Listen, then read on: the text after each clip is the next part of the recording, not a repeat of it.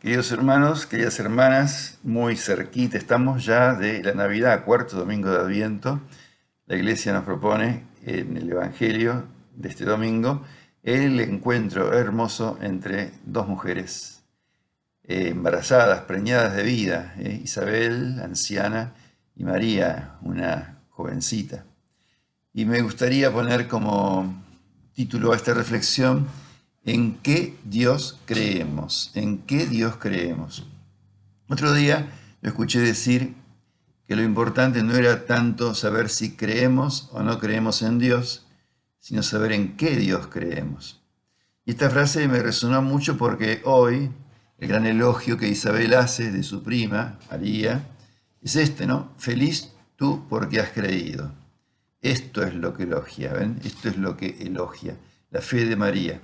Y es curioso porque Jesús resucitado, casi sus últimas palabras en el Evangelio de Juan, también son una bienaventuranza por el estilo, ¿no? Felices los que crean sin haber visto. Entonces, en estos tiempos difíciles, inciertos, en estos escenarios complejos, ¿no?, amenazantes, la importancia de la fe como que se agranda, pero también las dificultades que esos escenarios plantean a nuestra fe son mayores. Creer hoy, sin el contexto cristiano que nos brindaba la cultura hasta hace relativamente pocos años, es mucho más difícil. Porque a veces es un creer en solitario, por la ausencia o por la debilidad de nuestras comunidades cristianas. Alguien decía, es creer a la intemperie, sin el paraguas de esa cultura o de esa comunidad eclesial. Incluso a veces la comunidad eclesial, la iglesia, a raíz de sus escándalos, ¿no?, puede convertirse también en piedra de tropiezo, ¿no?, para la fe. En vez de ayudar, dificulta nuestra fe. Pero fíjense, también la fe se ve amenazada, lo digo, pongo entre comillas, ¿no?, pero desafiada, si ustedes quieren, por los descubrimientos, los avances en relación con lo que sabemos hoy de la evolución humana, los conocimientos sobre la magnitud del universo, que hacen que muchas de nuestras narraciones de la fe, escritas o elaboradas en contextos premodernos, ¿ven?, con otros conocimientos cosmológicos, científicos, antropológicos, nuestras narraciones, resulten como cuentos de hadas al hombre y a la mujer de hoy, y entonces las dejen perdiendo el contenido de verdad que hay en esas narraciones. Entonces, si no recreamos el lenguaje, si no recreamos los conceptos con que expresamos nuestra fe, fácilmente lo que enseñamos en la catequesis o predicamos en las Eucaristías se torna inaceptable para la gente pensante.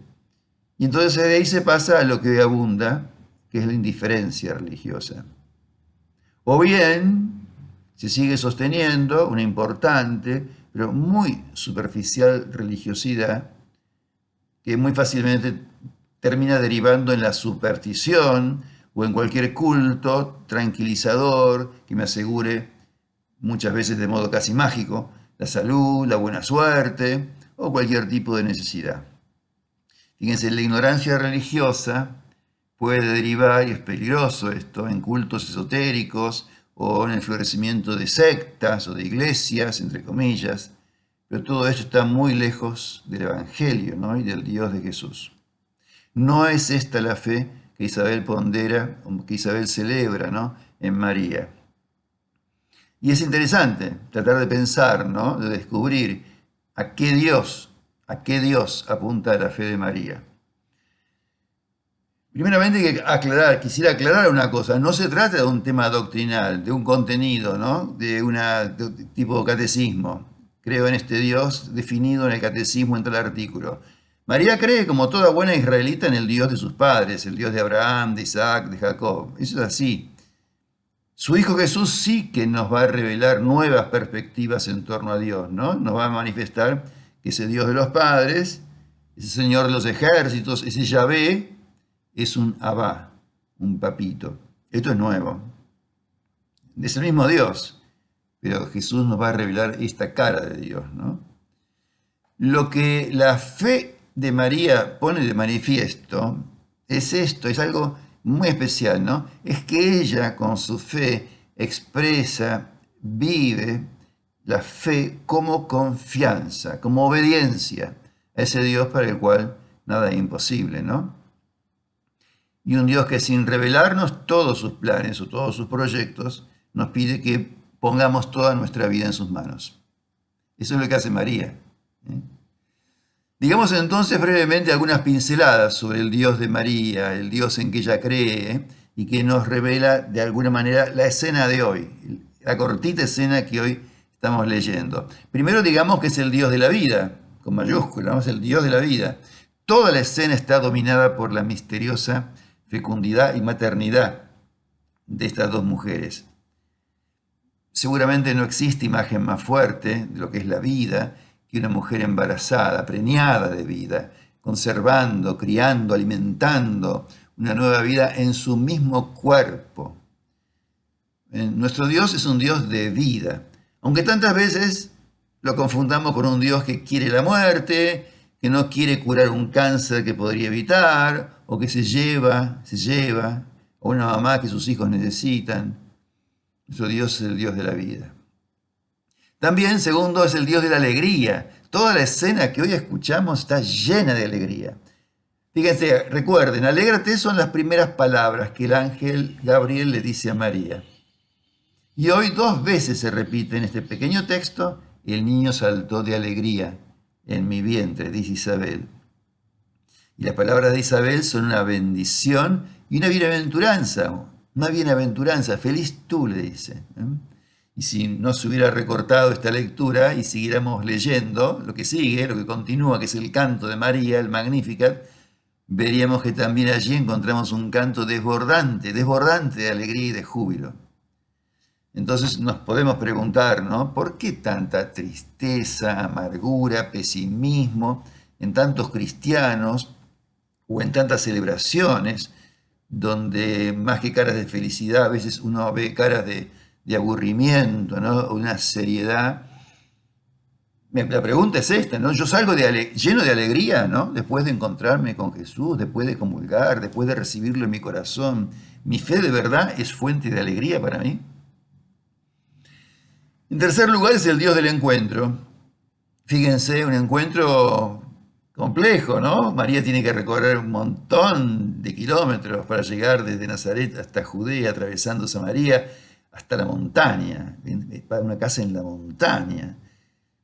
Y es un encuentro entre una mujer mayor, que representa de alguna manera el Antiguo Testamento, y una mujer joven, ¿no? Que representa lo porvenir, ¿no? Encuentro entre los que están alejados, encuentro que supone correr riesgos en el camino para María, ¿no?